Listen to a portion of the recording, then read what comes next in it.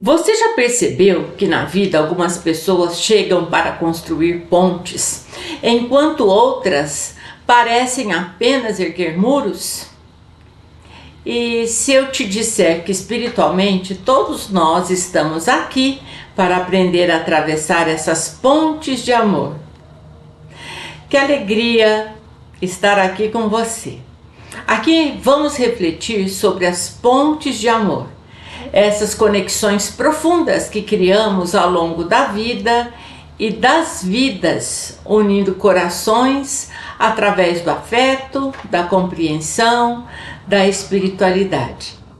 Eu te convido a sentir este instante como um abraço suave da alma, lembrando que ninguém caminha sozinho. Assim, vamos refletir sobre um tema simples, mas profundamente transformador. Pontes de amor. Pontes que ligam, pontes que unem, pontes que aproximam. Porque onde o amor constrói, nenhuma distância prevalece. Primeiro vamos falar das pontes que ligam corações. Nós vivemos num mundo onde muitas vezes relacionamentos se fragilizam.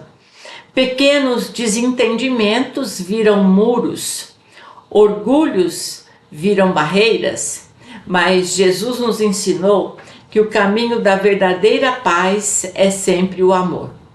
E o amor, quando sincero, edifica pontes. Amai-vos uns aos outros. Esse é o maior convite para que sejamos construtores de aproximação. Segundo, nós vamos falar das pontes de amor através do perdão. Porque perdoar é uma das pontes mais difíceis de erguer, mas também a mais libertadora. Perdoar não é esquecer, é libertar-se. É não permitir que a mágoa siga governando a nossa vida. Quando nós perdoamos, deixamos de lado o peso que nos prende e abrimos espaço para que a vida flua. O perdão é amor em movimento. É uma ponte que reconstrói, cura e reaproxima. Terceiro, vamos falar das pontes entre a terra e o céu. O Espiritismo nos ensina que estamos constantemente conectados com o mundo espiritual. Nossos pensamentos, preces e sentimentos criam pontes sutis, mas reais, entre essas dimensões.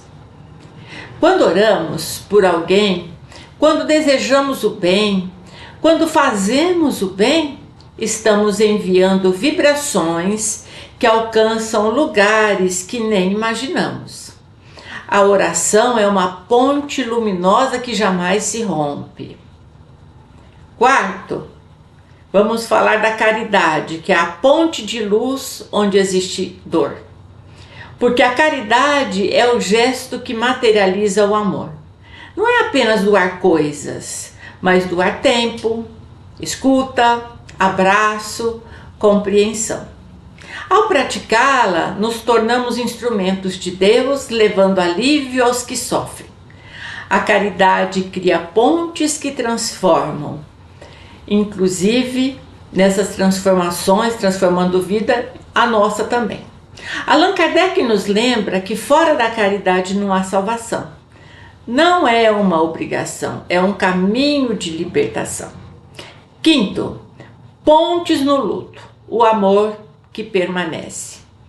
Quando nós perdemos fisicamente alguém que amamos, sentimos como se uma ponte tivesse sido quebrada, mas a visão espírita nos mostra que isso não é verdade.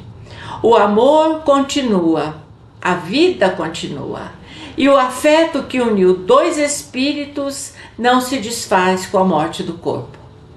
A prece, a lembrança serena, a gratidão. Tudo isso é ponte.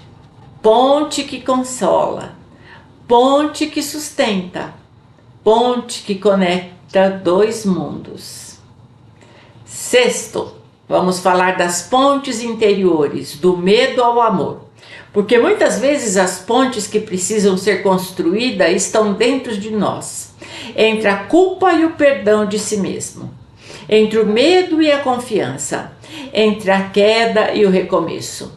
A reforma íntima é um processo de construção diária. Cada escolha amorosa cria uma ponte dentro do nosso próprio coração. Sétimo, nós vamos falar Jesus, o grande arquiteto do amor. Jesus não ergueu templos, não fundou instituições, mas construiu pontes eternas entre Deus e a humanidade, entre o sofrimento e a esperança, entre o erro e o recomeço. Seu exemplo é o nosso roteiro: acolher, servir, perdoar, compreender, amar. Quando seguimos seus passos, nos tornamos também construtores de pontes. E oitavo, na conclusão de que todos nós podemos construir pontes, seja qual for a dor, o conflito, a distância ou a dificuldade, o amor sempre oferece um caminho. Que hoje possamos estar sempre desejosos de reconstruir pontes rompidas, fortalecer as pontes que já temos, criar novas pontes com aqueles que a vida nos apresenta e manter uma ponte permanente com Deus e com Jesus. Que nossas mãos, nossos pensamentos e nossas palavras se tornem instrumentos de união e paz.